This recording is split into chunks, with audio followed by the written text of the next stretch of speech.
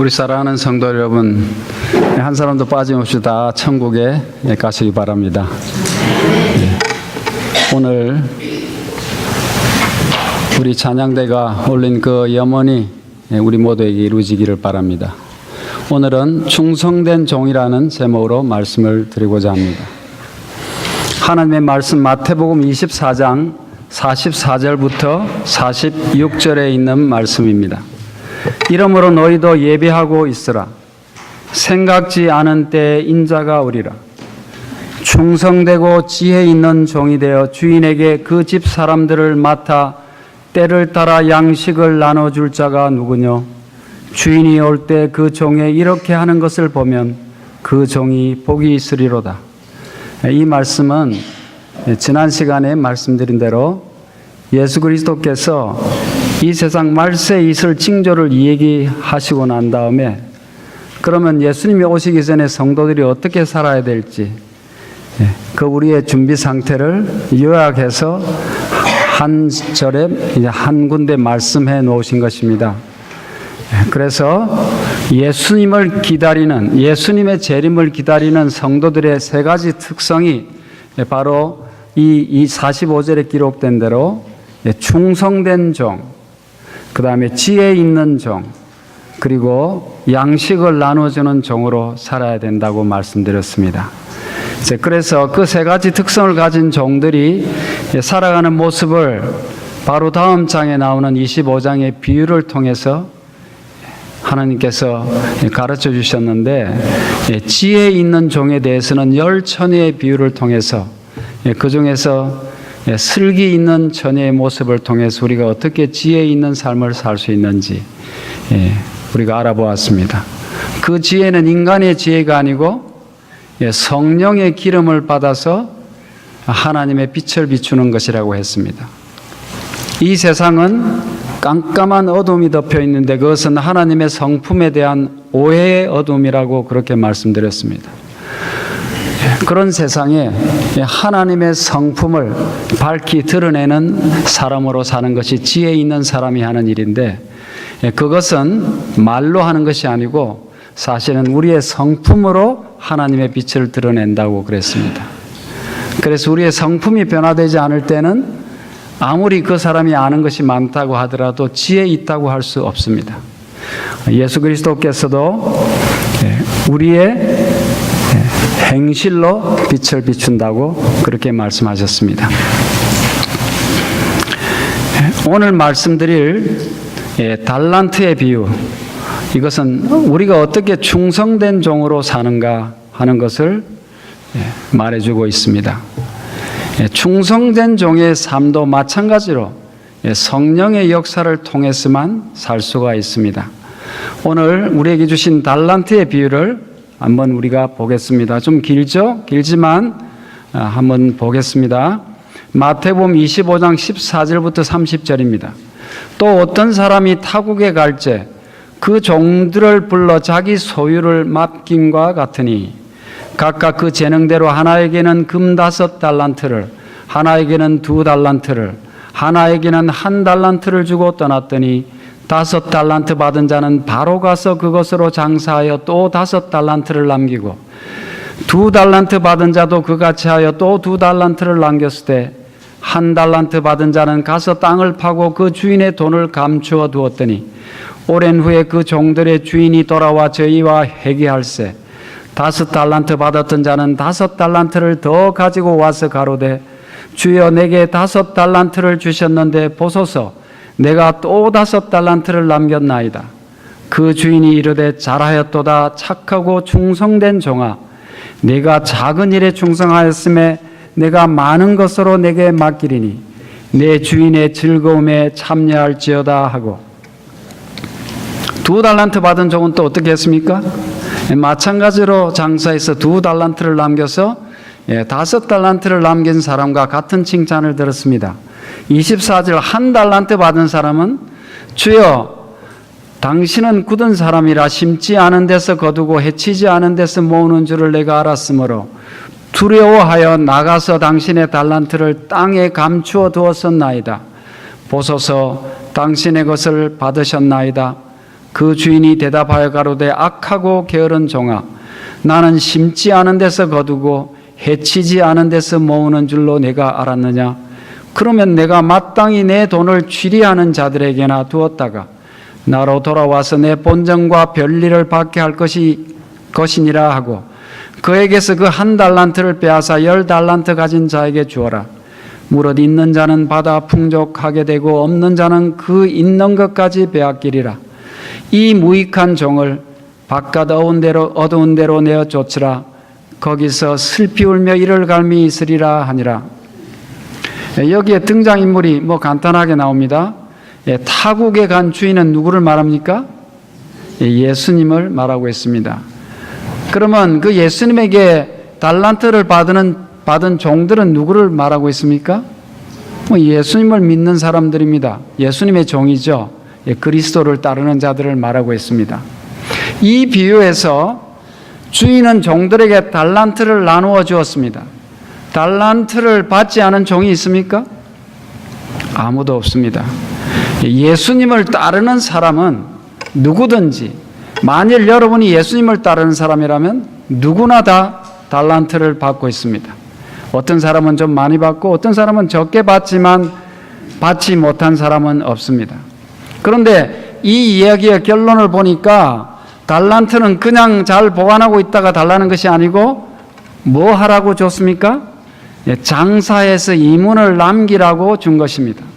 그래서 남긴 종은 잘하였도다, 착하고 충성된 종아 하는 칭찬을 들었고, 달란트를 그냥 가지고 있던 종은 악하고 게으른 종이라는 판결을 받고 쫓겨났다고 되어 있습니다. 여러분, 예수님이 이렇게 우리에게 일방적으로 뭘 갖다가 주시고 충성을 요구할 수 있는 권리가 있습니까? 예수님에게 그런 권리가 있습니까? 예, 있습니다. 왜냐하면 모든 사람은 다 예수님의 필요 사신 예수님의 소유이기 때문에 그렇습니다. 예. 우리는 예수님의 소유이기 때문에 예수님의 마음대로 할 수 있어요. 여러분이 뭘 샀으면 여러분 마음대로 할 수 있죠. 여러분 것이기 때문에. 저 상점에 있는 물건은 여러분 마음대로 할 수 없어요. 그렇지만 여러분이 값으로 산 것은 여러분 마음대로 할 수 있는 것이에요. 우리도 다 예수님의 소유입니다. 고린도서 5장 15절입니다. 저가 모든 사람을 대신하여 죽으심은 산자들로 하여금 다시는 저희 자신을 위하여 살지 않고 오직 저희를 대신하여 죽었다가 다시 사신 자를 위하여 살게 하려 함이니라. 여러분, 여기에 우리가 살아야 되는 뚜렷한 목표를 주셨죠. 네. 우리를 위해서 죽어서 우리를 사신 이유가 다시는 우리 자신을 위해서 사는 것이 아니라는 것입니다. 우리는 다 누구를 위해서 살아야 합니까? 예수님을 위해서 살아야 된다고 하고 있습니다. 왜 좀 편안하게 가만 놔두지 예수님을 따라서 또 일을 하게 그렇게 하십니까? 왜 그럴까? 왜 그렇게 괴롭히십니까? 우리를 하늘로 데려가시기 위해서 그렇습니다. 우리가 이 땅에서 사는 인생이 전부라면, 여기서 좀 행복하게 살다가 여기서 잘 살다가 죽는 것이 다라면 좀 가만 놔두는 게 우리에게 복이에요. 그러나 이 인생은 아주 잠깐 있는 인생이고, 우리의 진짜 인생은 제2막이 저 하늘에서 영원히 시작되기 때문에 그 삶을 살아야 되기 때문에 이 땅에서는 좀 괴롭더라도, 이 땅에서는 좀 힘들더라도, 이 땅에서는 좀 없이 산다고 하더라도 이것 잠깐 지나간 것이니 반드시 영원히 사는 삶을 얻어야 되기 때문에 예수님이 그렇게 괴롭히시는 것입니다. 그러면 여러분, 좀 예수님이 여러분을 좀 많이 괴롭히시는 게 좋겠어요? 좀 가만 놔두는 게 좋겠어요? 예, 그렇습니다. 이 세상에서 제일 불쌍한 사람은 예수님이 가만 내버려 두는 사람입니다. 로마에서 보면 사람들이 너무 악해지면 예수님이 그 사람을 어떻게 한다고 되어 있어요? 내버려 둔다고 되어 있어요. 여러분, 절대로 우리가 나 아무도 간섭 안 하고 편하구나 이러면 안 됩니다. 그래서 만일 여러분 너무 편하다 하면 예수님한테 기도해야 됩니다. 예수님, 저 좀 괴롭혀 주십시오. 안 그러면 사람이 안 되기 때문에. 예수님이 우리를 너무나 사랑하시기 때문에 그분의 목숨을 주시고 그 목숨을 그 보혈의 피로서 우리를 사셨습니다. 그리고 난 다음에 한 사람이라도 더 데려가시기 위해서 온 하늘을 동원해서 풀 가동해서 지금 일하고 계십니다. 하늘에는 아무나 가서 살 수 있는 곳이 아니기 때문에, 하늘은 다른 사람을 위해서 사는 사람들이 사는 곳이기 때문에, 자기를 위해서 사는 사람은 갈 수 없는 곳이기 때문에 사람들이 회개하고 하늘 백성의 자격을 갖추기를 원하시는 것이에요. 나라도 한국 천국 가야지, 나만 일단 내가 가야지, 이런 사람은 사실은 천국에 합당한 사람이 아직 아니에요. 내 위주로 신앙을 하고 내가 먼저 가야 되겠다고 생각하는 사람은 생각을 바꿔야 합니다. 빨리 예수님에게 무릎을 꿇고 생각을 좀 바꾸어 달라고 기도해야 됩니다. 그런 사람은 천국에 가서도 자기만 생각하기 때문에 천국 백성하고 어울려서 행복하게 살 수가 없어요. 그래서 늘 불행에 혼자서 궁리하기 때문에 그 사람을 하늘로 데리고 갈 수 없는 것입니다. 그래서 여러분, 우리는 지금부터 당장 내가 다른 사람을 위해서 살겠다고 결심하고 그것을 연습해야 합니다. 그것을 경건의 연습이라 그렇게 합니다. 쉬운 일은 아닙니다. 그렇지만은 예수님이 원하시는 일이기 때문에 예수님을 사랑한다면 그렇게 해야 되는 것이에요. 그것은 인간의 힘으로 불가능한 것입니다. 그러므로 우리가 하늘의 힘을 받기 위해서 기도해야 합니다. 나 혼자서 되는 일이 아닙니다. 예수님이 내 마음속에 거할 때 가능한 일입니다.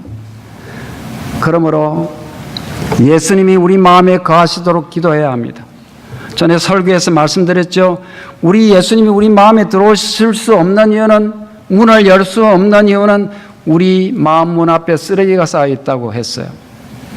그것은 우리 형제들과 사이에 해결할 문제도 있고, 쓰레기가, 또 어떤 것은 우리의 악한 기질, 그 다음에 이기적인 탐심, 그리고 세상, 이런 것들이 가로막혀서 우리 문을 못 열어서 예수님이 못 들어오신다고요.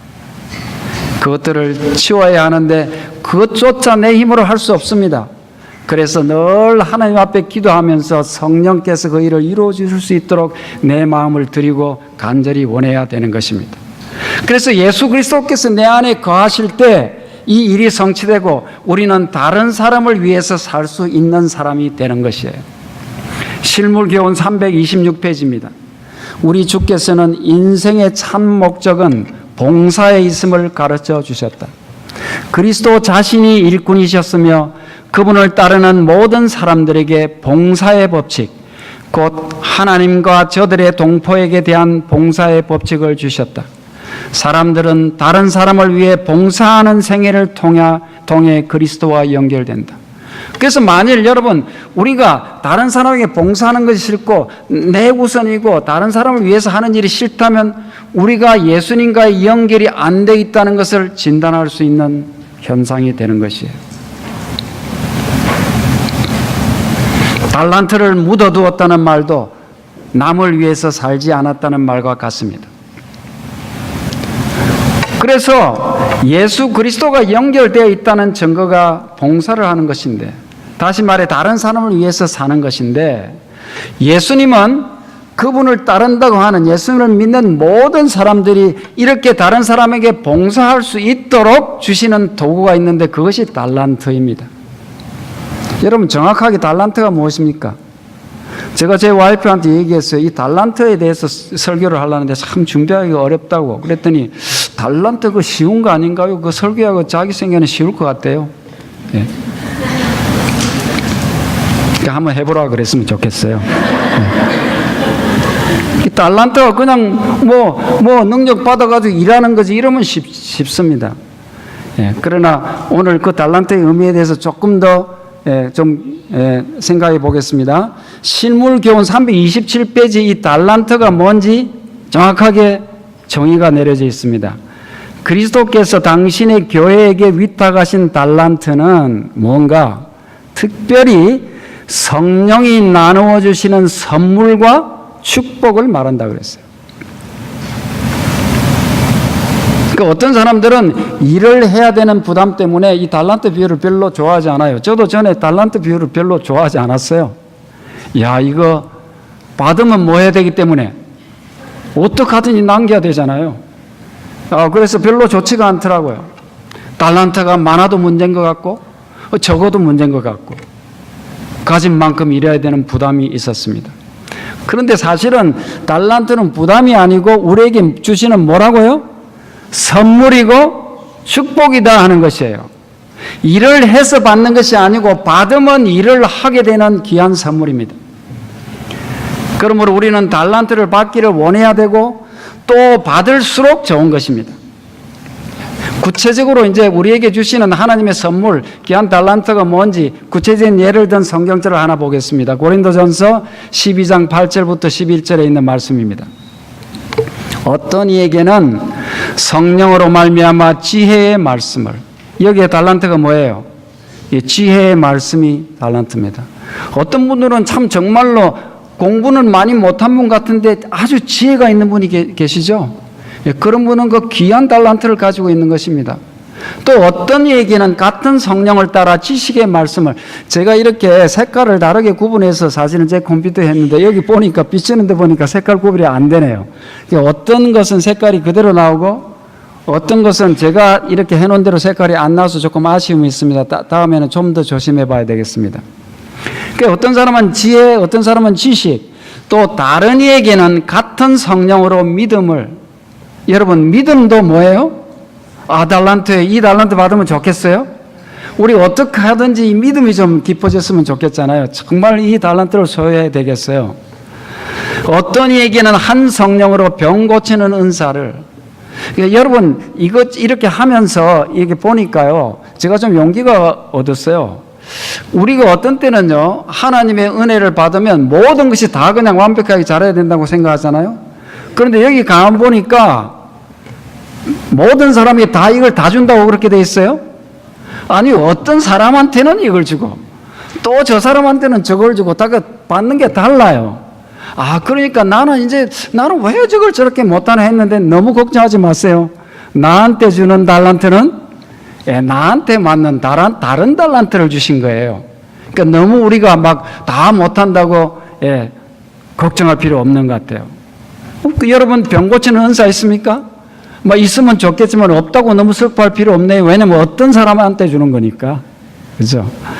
어떤 이에게는 능력 행함을, 어떤 이에게는 예언함을, 어떤 이에게는 영들 분별함을, 다른 이에게는 각종 방언 말함을. 이것도 좋네요. 여러분, 우리 미국 와서 제일 고생하는 게 뭐예요? 이 방언 아니에요? 영어 아니에요? 영어. 근데 이것도 어떤 사람한테 주니까 우리 잘 못하죠? 어떤 사람에게는 방언 통역함도 주시고, 그렇게 하신다 그랬습니다. 이 모든 일은 같은 한 성령이 행하시는 건 사실인데, 한 분이 행하시는데, 누구 마음대로 주신다고요? 성령 마음대로 주신다. 그렇게 되어 있어요. 그 뜻대로, 성령의 뜻대로 각 사람에게 나눠주시느니라. 그러니까 나한테 그것이 안 왔다는 것은 성령의 뜻이 아닌 거예요. 또 나한테 어떤 재능이 탁월하게 있다 그러면 너무 자랑할 필요 없어요. 누가 주신 거예요? 성령이 주신 거예요. 알아서 주시는 것입니다. 여러분, 무슨 달란트를 받고 싶습니까? 이것만 달란트겠어요? 아니에요. 더 많은 수많은 달란트가 있는데 여기 예를 들어서 써놓은 것입니다. 우리는 달란트를 받지 않은 사람이 있다 없다? 없다고 했잖아요. 모든 사람은 다 달란트를 받고 있는 것이에요. 그런데 이 모든 재능은 다, 달란트는 다 한 가지도 복이 아닌 것이 없습니다. 여러분 자신에게 복이 되는 귀한 달란트를 많이 받으시는 여러분 되시기 바랍니다. 그렇지만 꼭 성령께서 특별하게 주시는 은사만이 달란트는 아니에요. 이 사람은 지금 내가 이 사람을 특별히 쓰기 위해서 이런 은사를 줘야 되겠다고 하나님이 특별한 은사를 주실 수 있죠. 병 고치는 은사도 그렇고, 방언하는 은사도 그렇고, 여러 가지 은사가 있을 수 있어요. 그러나 그것만이 달란트는 아니에요. 이미 우리가 갖고 있는 달란트도 있어요. 날 때부터 타고난 달란트도 있고요. 실물교훈 328페이지입니다. 특별한 성령의 선물만이 비유에 나오는 달란트라고 할 수 없다 그랬습니다. 그래서 너무 나는 특별한 재주가 없는데 너무 그러지 마세요.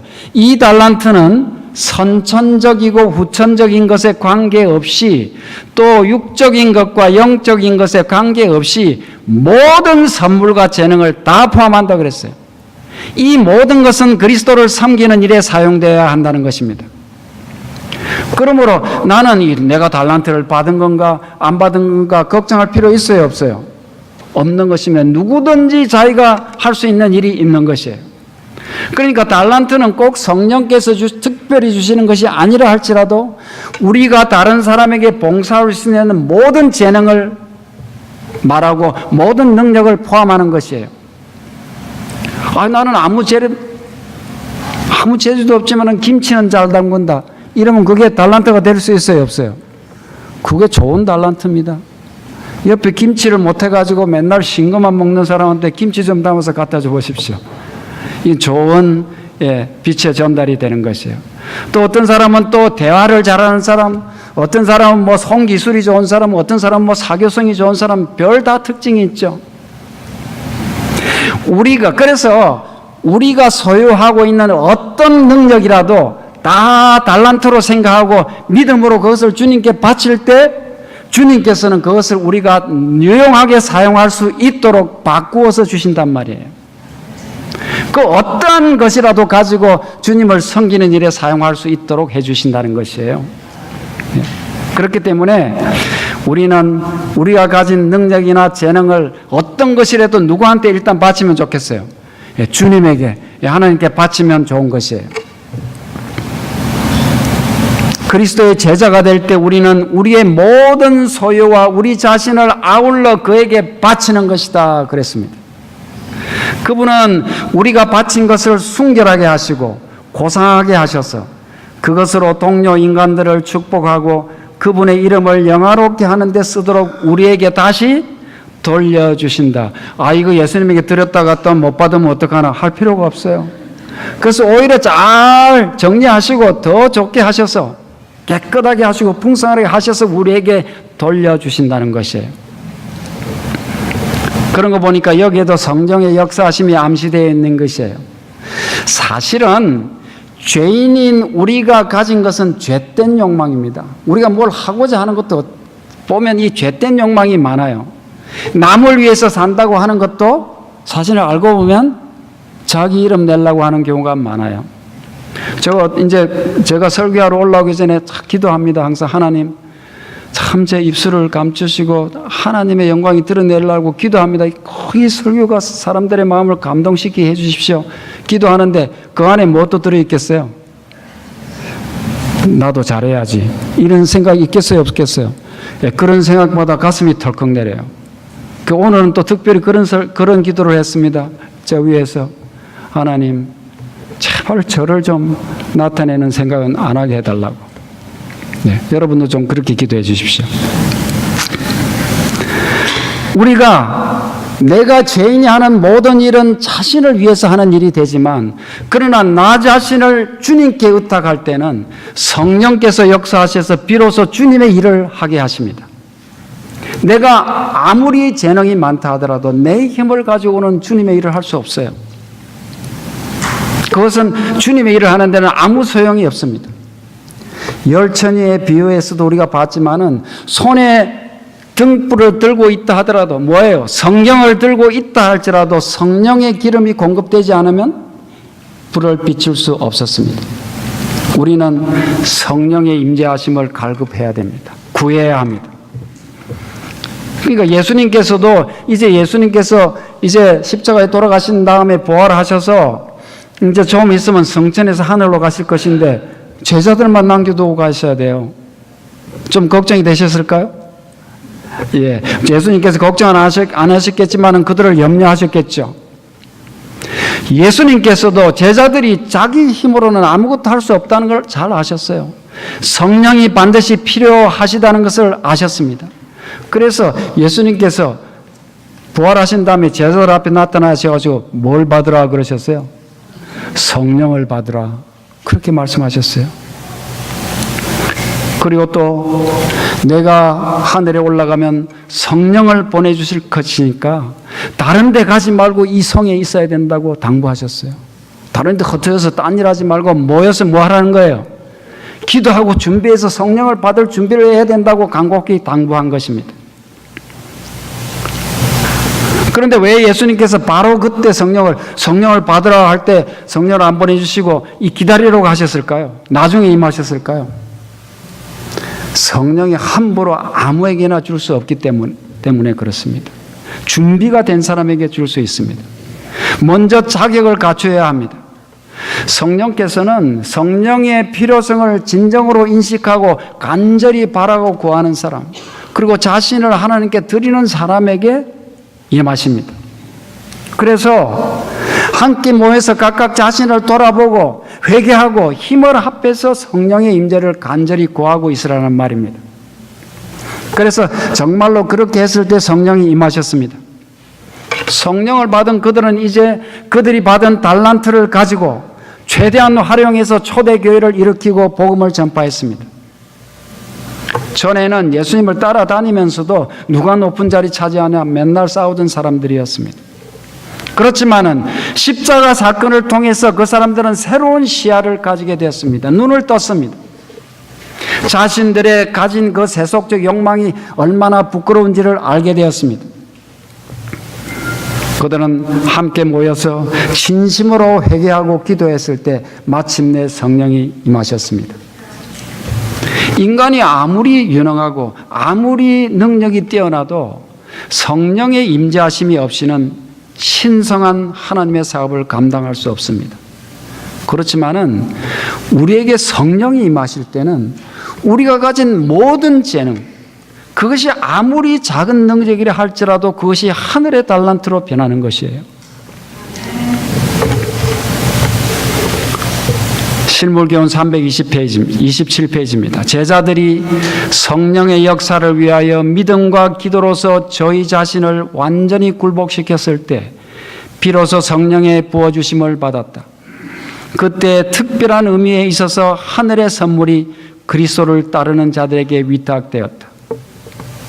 믿음과 기도로서 어떻게 할 때요? 자신을 완전히 굴복시켰을 때, 내 자신을 낮추고 주님께 굴복했을 때 하늘의 선물이 위탁되었습니다. 이 모든 선물은 그리스도로 말미암아 이미 우리의 것이 되었지만 실제로 그것을 소유하는 것은 하나님의 성령을 받아들이는 데 달려있다. 이미 우리에게 예수님께서는 모든 것을 허락하시고 준비를 다 해놓으셨습니다. 그러나 그것이 누구를 통해서 임하신다고요? 성령을 통해서 임하시는 것이에요. 성령의 약속이 느껴져야 할 만큼 절실하게 느껴지지 않고 있다. 이 약속이 마땅히 성취되어야 할 만큼 성취되지 않고 있다. 복음 사업이 그처럼 무력한 이유는 성령의 임재가 없기 때문이다. 학식과 달란트와 웅변과 선천적 또는 후천적 재능을 다 가졌다 해도 하나님의 성령의 역사가 없이는 한 사람의 마음도 감동시킬 수 없고 단 한 명의 죄인도 그리스도를 믿게 할 수 없다. 이와 반면에 만일 저희가 그리스도와 연합하고 성령의 선물을 갖게 된다면 아무리 가련하고 무식한 제자일지라도 사람의 마음을 움직일 수 있는 능력을 갖게 될 것이다. 하나님께서는 그들로 하여금 이 우주에서 최고의 감화를 끼치는 통로가 되게 할 것이다. 여러분, 그러므로 두려워할 것이 없습니다. 여러분, 다른 사람을 바라보지 마십시오. 여기 보니까 아무리 잘하고 웅변 잘하고 다 해도 성령의 역사하시는 한 사람도, 한 명의 죄인도 믿게 할 수 없다고요. 아무리 목사가 성경을 달달 외워가지고 가서 잘 가르친다 하더라도 성령이 함께하지 않으면 그 교회 나온다고 구원받은 거 아니죠? 구원받은 거 아니에요. 여러분, 나는 성경을 많이 모르는데, 나는 말을 못하는데 걱정할 필요 없어요. 여기 뭐라 그랬어요? 예? 만일 저희가 그리스도와 연합하고 성령의 선물만 가진다면 아무리 가련하고 무식한 제자일지라도 사람을 움직이는 마음을 가질 수 있다고 하잖아요. 그러니까 무식이 문제가 아니고 유식이 문제가 아니고 뭐가 문제예요? 성령의 임재가 문제인 것입니다. 그러므로 우리는 나를 탓할 조그마한 이유도 없습니다. 누구든지 하나님이 쓰시는 것입니다. 우리가 우리 자신을 하나님께 드리기만 한다면. 성령께서는 우리에게 왜 그러면 성령이 이렇게 빨리 안 오실까요? 안 오시는 것 같을까요? 사실은 안 오시는 것이 아니고 우리가 알게 모르게 이미 우리에게 오셔서 열심히 역사하고 계십니다. 우리가 잘 느끼지를 못해서 그런 것이지. 그런데 성령님께서 어떤 역사를 하고 계실까요? 우리가 달란트를 많이 받아가지고 하나님의 충성된 종이 되는 데는 단계가 있습니다. 사실은 단계가. 그것은 사실은 마음의 준비입니다.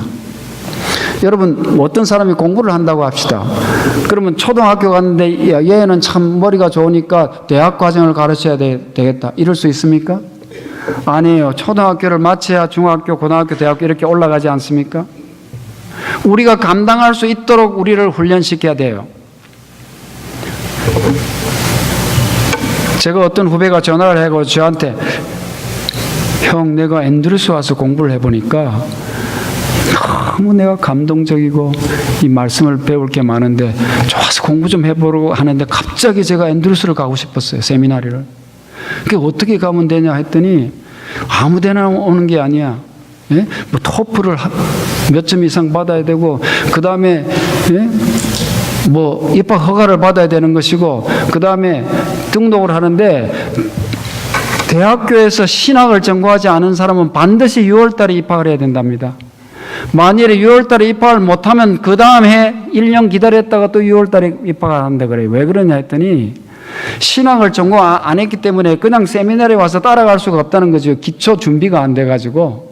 그래서 6월달에 해가지고 다른 사람 방학하고 있을 때 석 달 동안 헬라어도 배워야 되고 거기에 이제 앞으로 세미나리에 가서 배울 기초 지식을 선수 과목을 다 배우고 난 다음에 9월달부터 정식 들어갈 수 있다는 거예요. 그래서 저보고 6월달에 만일 못 들어오면 1년 있다가 들어와야 된다는 것이죠. 이와 같습니다.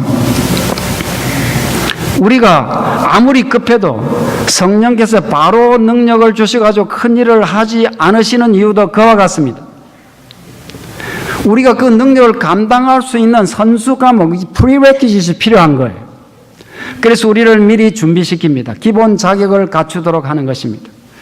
그런데 여러분 생각에 성령께서 우리에게 이 큰 능력을 주시기 전에 우리에게 먼저 닦아야 하겠다고 우리에게 원하시는 선수 과목이 뭘까요? 필수적으로 우리가 가지고 와야 될 자격은 성품 변화입니다.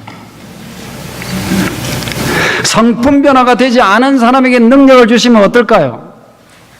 성품 변하지 않은 사람이 힘을 가지고 있으면 어떤 부작용이 일어날지 여러분 상상할 수 있죠. 예수님도 우리가 착한 행실로 빛을 비춘다고 하셨듯이 행실이 안 된 사람이, 성품 변화가 안 된 사람이 힘을 행사하면 큰 부작용을 초래할 수밖에 없는 것이에요. 제가 미시간에서 평신도로 있을 때 하루는 어떤 개신교 목사님이 우리 집에 오셨어요. 우리 이제 아는 친척이 물론 데리고 왔죠. 와서 우리 집에 좀 며칠 있겠다고 해서 모셨습니다. 그래서 제가 손님방을 잘 해가지고 그분을 드렸는데 그 다음날 아침에 목사님이 화가 나 있어요. 내가 목차인데 안방을 안 내줬다는 겁니다. 내가 여기 오기 전에 어디 갔을 때는 그 사람들이 안방을 내주면서 그 안방 안에 파이어플레이스가 있는데 파이어플레이스에 와서 장작을 직접 손으로 피우면서 그렇게 대접을 했는데 이 안방을 안 줬다는 거예요. 그리고요, 그것뿐만 아니고 사사건건 무슨 트집을 잡는 게 말을 못하게 해서 그분 앞에 말했다면 꼬투리가 잡히기 때문에 지금 저는 그 사람을 지금 대접하고 있는데, 그래서 제가 하도 궁금해서 물었어요. 어떻게 하다가 목회를 하시게 됐습니까? 물었어요. 그랬더니 제가 그 이유를 알게 됐어요. 왜 이분이 이렇게 하는지. 내가 사실은 정치를 한 사람입니다. 그런데 힘없는 야당에서 정치를 하다 보니까 이 재미가 없더랍니다. 그래서 자기가 인생에 대해서 곰곰이 생각했대요. 내가 뭘 해야 대우를 받고 살겠는가? 가만 생각해보니까 목사가 되어야 되겠더래요. 그래야 대접을 받고 살 수 있다. 결론을 내리고 신학에 갔답니다. 그래가지고 뭐 6개월인지 1년인가 그렇게 하면 또 안수 주거든요. 그래가지고 목사가 됐다는 겁니다. 그러면 그렇지. 무슨 준비가 됐겠습니까? 그 사람이. 성품 변화는 어떤 달란트를 얼마나 받아서 무슨 일을 해야 할 것인가 하는 생각에 앞서서 먼저 갖추어야 할 선수 과목입니다. 물론 우리가 일을 함으로써 성품이 변하는 것도 있어요. 일을 안 하면 성품 언제 변하겠어요. 그러나 그것도 성령의 인도하심으로 일을 할 때 그렇습니다. 성령께서 하시는 일도 아닌데 자기가 열심을 내가지고 한다고 무조건 바뀌는 것이 아니에요. 얼마나 많은 열심히 있는 사람들이 교회를 어지럽히고 있습니까? 인간의 개입과 인간의 시도는 성공할 수 없습니다. 성령께서 주도하시지 않는 모든 일은 그 일이 아무리 화려하게 보여도 다 모래 위에 짓는 집입니다. 뭔가 되는 것 같고 뭐 믿음이 좋은 것 같지만 오히려 일을 그르치는 수가 더 많습니다. 그러므로 우리가 일을 하기에 앞서서 우리 성품이 주님을 향한 성품으로 바꾸어져야 합니다. 그래서 성품이 준비되면 비로소 하나님이 하나씩 일을 하게 해주시는 것이에요.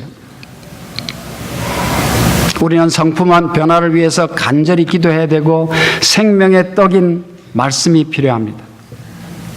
그래서 우리가 진심으로 변화되기를 원한다면, 우리가 정말로 하나님이 쓰시는 도구가 되기를 원한다면 성령께서 기도와 말씀을 통해서 우리의 죄된 모습을 보여주십니다. 여러분, 성령께서 우리의 죄된 모습을 보여주실 때 그것을 고치려면 어떻게 해야 되겠어요? 주님 고쳐주십시오 하고 가만히 있으면 될까요? 우리가 우리 힘으로 고칠 수 없는 수많은 일이 있어요. 나쁜 버릇도 있고 죄악이 있고. 그러나 그것을 고치고 싶을 때는 우리의 힘으로는 안 되지만은 주님께 그것을 간절히 고치기를 구하고 도와주시기를 구하면서 우리도 노력을 같이 해야 합니다. 기도만 해놓고 가만히 있으면 이 사람이 진짜 원하는 것인지 지나가다 원하는 것인지 어떻게 알 수 있겠습니까?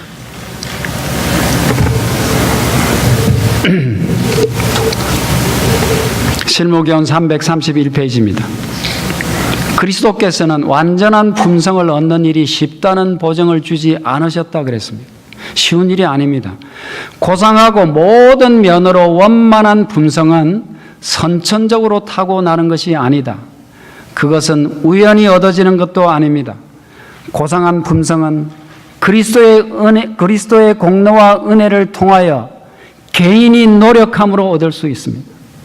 우리의 노력만은 안 됩니다. 그리스도의 은혜가 필요합니다. 그러나 그리스도의 은혜 아래서 우리도 박자를 맞춰야 되는 것이에요. 여러분, 내가 게을러서 도무지 일찍 일어날 수가 없습니다. 일찍 일어나게 해주십시오 하고 이 버릇을 고치려고 기도한다면 어떻게 해야 되겠어요? 일찍 자야 일찍 일어날 거 아니에요.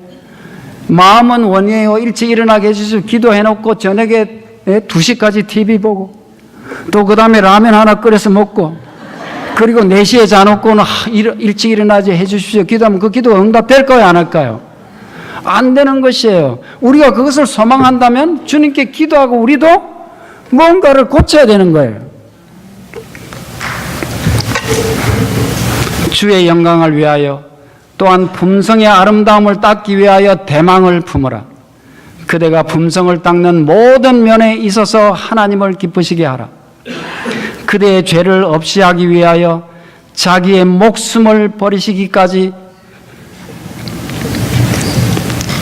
그대를 사랑하신 그분을 실망시키지 말라. 그는 나를 떠나서는 너희가 아무것도 할 수 없음이라고 말씀하셨습니다. 하늘의 천사들은 단호한 믿음을 가지고 그들의 행실에까지 완전함을 나타낼 그러한 품성을 추구하는 사람들과 협력할 것입니다. 우리가 정말 완전한 품성을 가지기 위해서 기도하고 그것을 추구하고 노력할 때 누가 협력한다고요? 천사들이 와서 도와준다는 것이에요. 이 일에 힘쓰고 있는 각 사람에게 그리스도께서는 내가 내 오른편에 서서 너를 돕고 있다고 말씀하십니다. 사람의 의지와 하나님의 뜻이 협력할 때 그것은 전능하신 것이 됩니다. 아무리 하나님이 전능하신 하나님이라 할지라도 사람이 협력해서 하지 않으면 그 전능이 이루어지지 않습니다. 하나님의 전능하심과 하나님의 뜻과 사람의 의지가 협력할 때 전능한 힘이 발휘되는 것이에요. 하나님께서 하라고 명령하신 것은 무엇이든지 그분의 힘을 의지하여 이룰 수가 있습니다. 그가 명하는 것은 모든 것은 다 할 수 있는 것들이다. 여러분, 성경이 어떤 것을 하라고 했는데 내가 이것이 너무 힘듭니다. 그런 것이 없단 말이에요. 하나님께서 하라고 하신 것은 다 할 수 있다는 것입니다. 하나님, 제가 다른 것은 다 할 수 있어. 시어머니는 사랑할 수 없습니다. 이게 안 된다네. 할 수 있다 없다요? 있다는 것입니다.